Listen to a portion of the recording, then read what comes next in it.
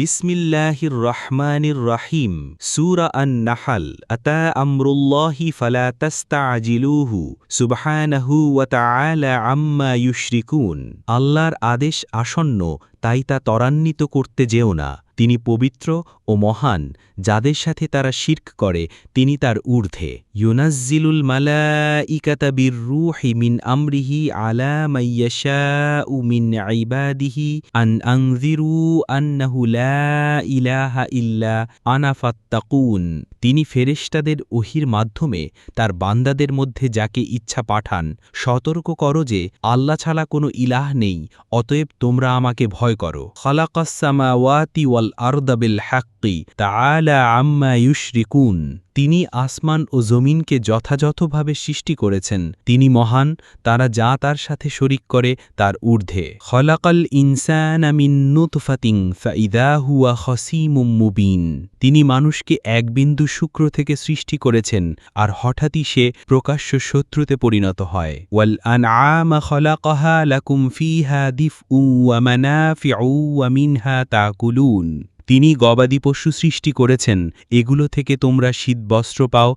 নানা উপকারিতা পাও এবং এর কিছু তোমরা আহার করো। সংক্ষিপ্ত তাফসীর। আল্লাহর ঘোষণা যে কিয়ামতের নির্দেশ আসন্ন, তাই তা অবহেলা করো না। নবী রাসূলগণ ওহী পেয়ে মানুষকে সতর্ক করেছেন যেন তারা শিরক ত্যাগ করে আল্লাহ ভীরু হয়। সৃষ্টিজগৎ আল্লাহর একত্বের প্রমাণ, তবুও মানুষ অহংকার করে এবং আল্লাহকে অস্বীকার করে। মানুষ অতি ক্ষুদ্র এক বিন্দু শুক্র থেকে সৃষ্টি হয়, কিন্তু পরে অহংকারী হয়ে আল্লাহর বিরুদ্ধে তর্ক করে। আল্লাহ মানুষকে খাদ্য, বস্ত্র ও অন্যান্য সুবিধার জন্য গবাদি পশু দান করেছেন। বিশেষ ঘটনা। এই সূরায় মৌমাছির কাহিনী এসেছে আয়াত ৬৮ থেকে ৬৯, যা থেকে সূরাটির নাম আন-নাহল বা মৌমাছি রাখা হয়েছে। আল্লাহ মৌমাছিকে অনুপ্রাণিত করেন যাতে সে পাহাড়, গাছ ও মানুষের বানানো ঘরে বাসা বানায় এবং বিভিন্ন ফলমূল থেকে আহার করে। এরপর তার পিঠ থেকে বিভিন্ন রঙের পানীয় বা মধু বের হয়, যাতে মানুষের জন্য শিফা